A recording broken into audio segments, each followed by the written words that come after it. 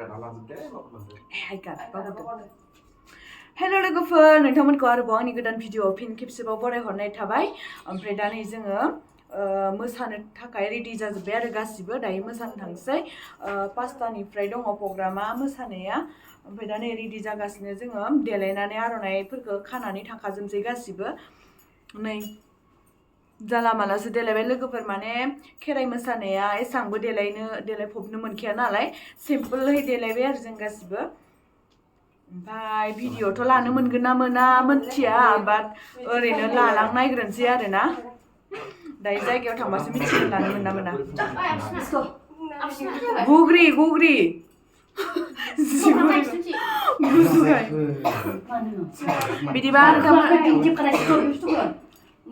बिदिब्ला नोंथांमोना आंनि भिडिअखौ जोबजासिम नायलांबाय थादो आरो जाय नोंथांमोना आंनि चेनेलखौ दासिमहालागै साबस्क्राइब खालामाखै अन्नानै साबस्क्राइब खालामना होदो आरो नायखांनानै लाइक कमेन्ट खालामनो दाबावदे लोगोफोर थोदो बिदिब्ला आंनि भिडिअखौ जोबजासिम नायलांबाय थादो रेडि जाजोब्बाय नै लोगोफोर देलायखांजोब्बाय मोसानो थांसै दायो नै हालाय टिकेट मोजां नुदो बिउटिफुल हा आयौहाय आरो आं खिनि दाउ बिमा नै इथिं खागासिनो जोंहा मोनसे खोथा खोन्थानो बावगारदो लोगोफोर नै जोंहा बिनानावनिया मबाइलानो सेक्क' जाबाय जोंहा बिहार ससेयावहाय इमान हामा सिखावा बोरैबा मबाइलानो बोसोरसे जायाखैमोन आरोना ओमफ्राय गैला सेस लाना खारबाय होसोनोबो हाया माबो हाया ट्रेनाबो माबाबाय खारना होबाय फट' साफाय जाबाय मानि नुदो लोगोफोर जों देलायनायखौ जुलिया मोजां नुदो बागुरुमसो मोसागोन दिनै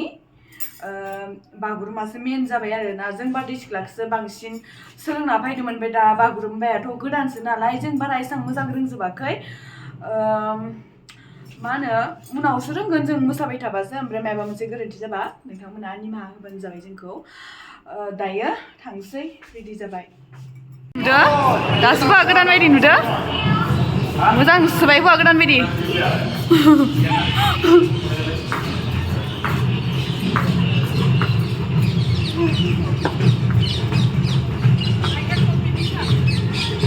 रेडि जाजोब्बाय नै गासिबो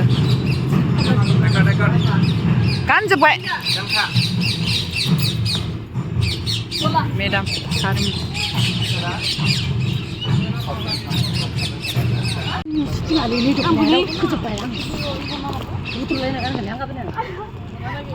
गोदोरखासो दख'नाया नै सार मेम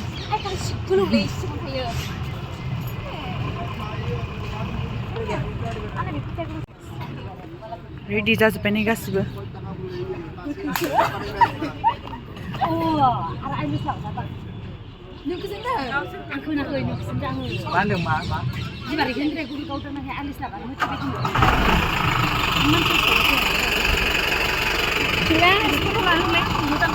बेयाव थांग्रोसिगोन नै माखासेया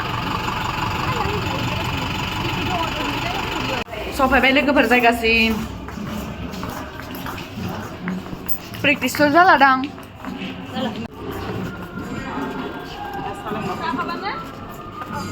लोंसैदां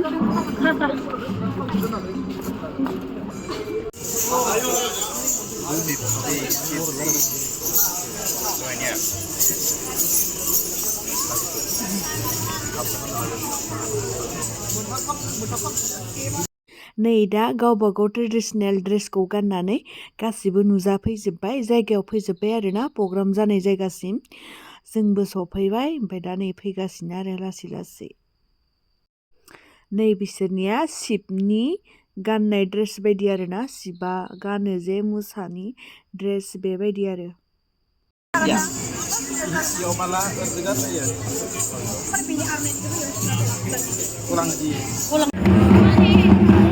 खालि खामजादो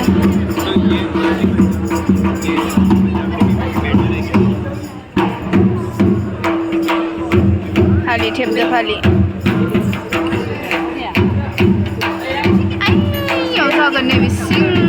प्रग्रामा जोंनिया जागोना रिहार्सल लागासिनो इथिं पान्जाबि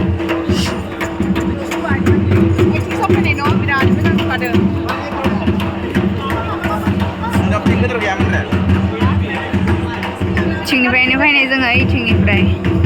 बे लामानिफ्रायनो बन्द खालामखाबाय डाइरेक्ट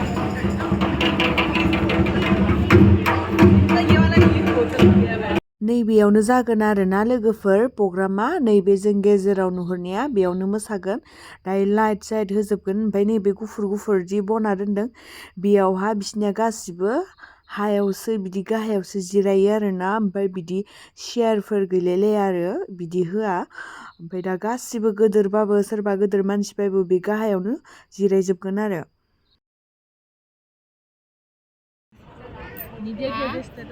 नै नोंनिया पार्टनाराबो दोङो आरो लागे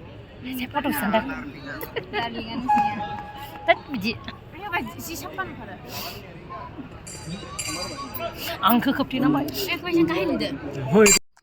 नैबे दा रायलायबाय थानाय सारा राजस्थाननि आरोना ओमफ्राय फार्स्टआवनो जोंनि बर'नि ट्रेडिसनेल ड्रेसखौ गानबाय गामसा गानहोबाय आरोना धीराजआनो गानहोजोबदों ओरैबायदि समायदों जोंनि बर'नि ड्रेसजों गामसा गाननानै बेरखावजोबखादों आरोना गुबुनफोरनि ड्रेसखौबो गानदों बाट जोंनि बर'नि ड्रेसजों बांसिन समायदों आरो सारखौ ओरैबायदि मोजां नुखादोंमोन आरो असम से आई अनुदय मैरी अनामिका को और त्रिपुरा के अब्राहम रियान को कि हम सब की तरफ से सभी कलाकारों की तरफ से नटराज की प्रतिमा पर माल्यार्पण करें दीप प्रज्वलित करें और शुरुआत करें आज के इस सांस्कृतिक स्वरूप की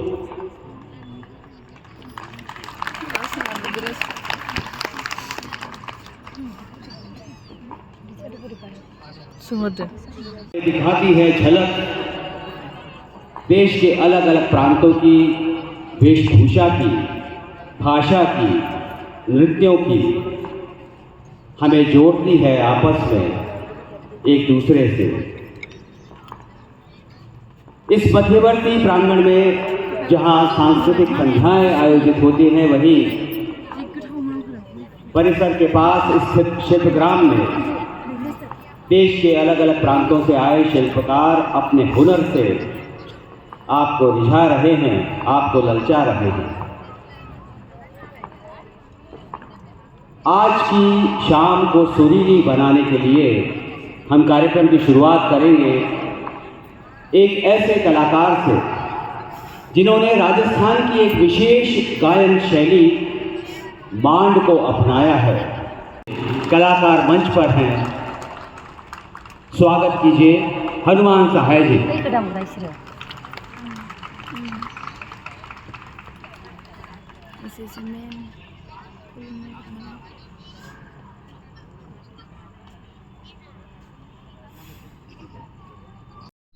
लोगोफोर दायो नै जोंनिया जागायजेनसिगोन ओमफ्राय मानसिफोरबो फैजोबद्रायाखै आरो दायो नै गावसोरनि राजस्थाननि मेथाइ खननो नागिरदों आरो फार्स्ट बेखेवनायावनो बेनो बेखेवजेनसिगोन आरो दायो